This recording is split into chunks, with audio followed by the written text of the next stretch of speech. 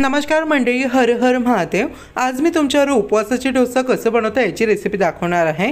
अगदी एक कच्च्या बटाट्यापासून पोटभरीचं एकदम संपूर्ण कुटुंबासाठी पुरेल इतपत मस्त असं नाश्त्याची रेसिपी तयार करणार आहोत।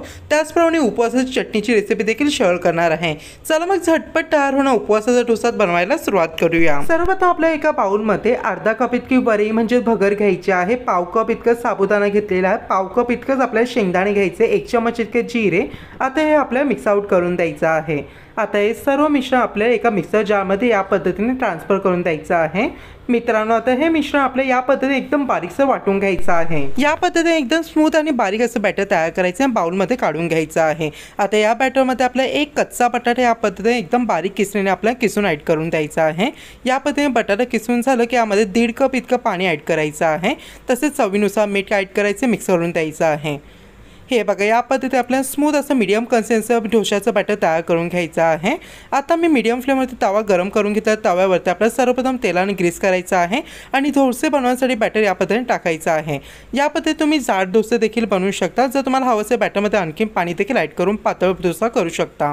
हे बघा, डोसा सुकायला लागला, साईडने आपल्याला तेल टाकायचं आहे आणि डोसा या पद्धतीने टर्न करायचा आहे। हे बघा, किती छान प्रकारे मीडियम फ्लेमवरती आपला डोसा एकदम छान असं गोल्डन ब्राऊन झालेला आहे। खालच्या साईडने देखील अर्धा मिनिटाकरता कुक केलेला आहे आणि डोसा आपला खाण्यासाठी रेडी आहे। गरमागरम देखील कुरकुरीत डोसा तुम्ही एन्जॉय करू शकता। हे बघा, किती सुंदर डोसा तयार झालेला आहे।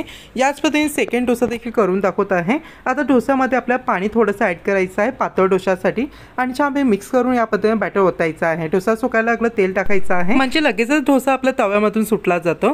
खालच्या साईडने देखील अर्धा मिनिटाकरता डोसा कुक करायचं ना। या पद्धतीने आपल्या 2 मिनिटात झटपट डोसा तयार झालेला आहे। आता उपवासाची चटणी बनवण्यासाठी आपल्या मिक्सर जारमध्ये अर्धा कप इतके शेंगदाणे, 1 इंच इतका आल्याचा तुकडा, 3 ते 4 हिरव्या मिरच्या आणि अर्धा कप पाणी टाकून या पद्धतीने बारीक वाटून घ्यायचं आहे। आता चटणीला तडका देण्यासाठी आपल्या मीडियम फ्लेमवरती पॅन ठेवून पॅनमध्ये तेल टाकायचं आहे, जिरे टाकायचे आहे, चटणी ओतायचं आहे आणि 1 चमच इतकं मीठ टाकायचं। मिक्सर जारमध्ये देखील थोडंसं पाणी ॲड करून छानपैकी ॲड करून दिलेलं आहे आणि या पद्धतीने फक्त 1 उकळी येईपर्यंत छानपैकी चटणी उकळायची आहे। हे बघा, उपवासाची झटपट चटणी खाण्यासाठी रेडी आहे।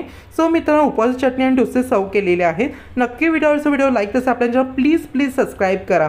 तसे हे डोसे चवीला एकदम अप्रतिम तयार होतात, तुम्हाला प्रचंड आवडतील। नक्की ट्राय करून बघा। चला पुन्हा भेटूया। हर हर महादेव।